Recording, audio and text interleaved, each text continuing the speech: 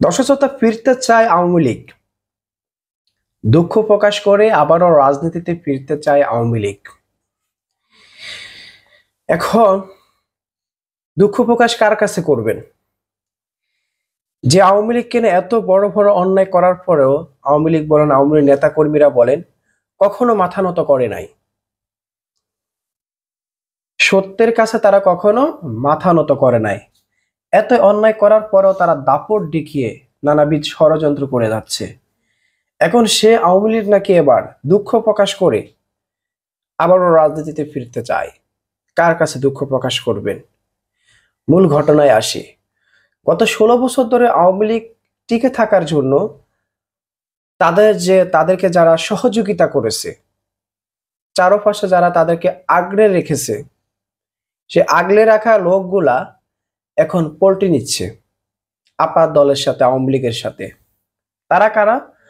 আওয়ামী লীগের শরিকরা, 14 দলীয় জোট, যারা কিনা আওয়ামী লীগকে এতদিন আগলে রেখেছিল এবং ক্ষমতার স্বাদ তারা উপভোগ করছিল, বিশ্বাসঘাতকতা করছিল মানুষদের সাথে।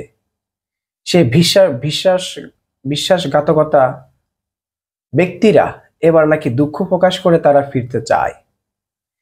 অভ্যুত্থানের পরপরই তাদেরকে কিন্তু এক সাইডে ফেলে দিয়েছে। কথিত স্বৈরশাসক হাসিনা পালিয়ে গেলেও তার সহযোগী দোসররা কিন্তু বাংলাদেশের থেকে নানাবিধ ষড়যন্ত্র চালিয়ে যাচ্ছিলেন।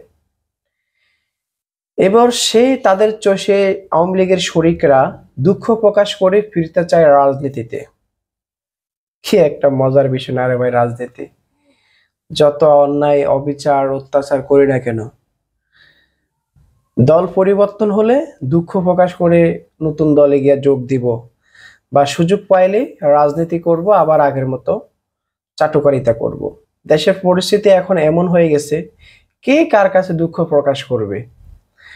এখনো অনেক দল ক্ষমতার স্বাদ না পেয়েও ক্ষমতার স্বাদ নিচ্ছেন, ক্ষমতা না গিয়েও ক্ষমতার স্বাদ তারা গ্রহণ করতেছেন। চাঁদাবাজি, লুটতরাজ, ভয়ঙ্কর কর্মকাণ্ডগুলো তারা করতেছে। এই বাংলাদেশের রাজনীতি কখনো পরিবর্তন হবে না, এটা মাথায় রাখতে হবে। কারণ বাংলাদেশের মানুষ মুখে কয় এক কথা, মুখে বলে এক কথা, অন্তরে তাদের অন্য কিছু চলে। সারাদিন আমরা ইসলাম ইসলাম করে চিল্লাই, দিন শেষে ইসলামিক রাষ্ট্র আর হয় না, ইসলামিক শাসক আর ক্ষমতায় আসতে পারে না। ক্ষমতা আসে চাঁদাবাজরাই। দুঃখ, খুবই দুঃখ।